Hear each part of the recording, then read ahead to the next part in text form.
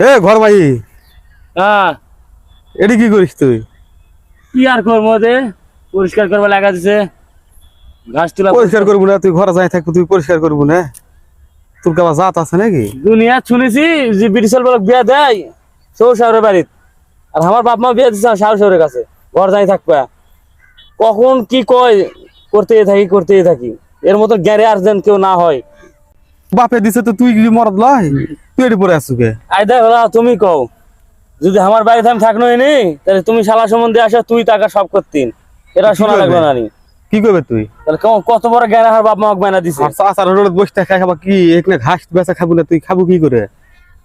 ওই তো কি কম আর করার কিছু নাই, কিন্তু একটা কথাই কই, আল্লাহ আর কাকে জানি এরকম ঘর জানি না বানা তুই।